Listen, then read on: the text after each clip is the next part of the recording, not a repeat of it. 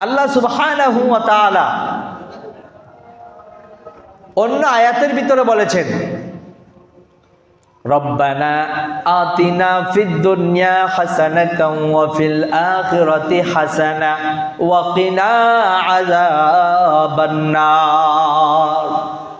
আমার আল্লাহ দোয়া শিখায়া দিলেন, ও দুনিয়ার মানুষেরা, আমি আল্লাহর কাছে প্রার্থনা করো, রব্বানা, আয় আমাদের রব, আতিনা ফিদ দুনিয়া হাসানা, আয় আল্লাহ তুমি আমাদেরকে দুনিয়ার মধ্যে কল্যাণ দান করো, ও ফিল আখিরাতি হাসানা, এবং আখিরাতেও তুমি কল্যাণ দান করো, ওয়া কিনা আযাবান নার, আর জাহান্নামের আগুন সহ্য করার মতো আমাদের কোনো দেহ নাই, আমাদের কোনো শক্তি নাই।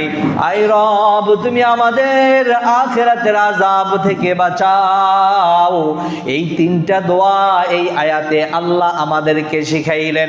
এক নাম্বার শিখাইলেন দুনিয়ার কল্যাণ চাওয়া, দুই নাম্বার শিখাইলেন আখিরাতের কল্যাণ চাওয়া, তিন নাম্বার শিখাইলেন জাহান্নামের আগুন থেকে পানা চাওয়া।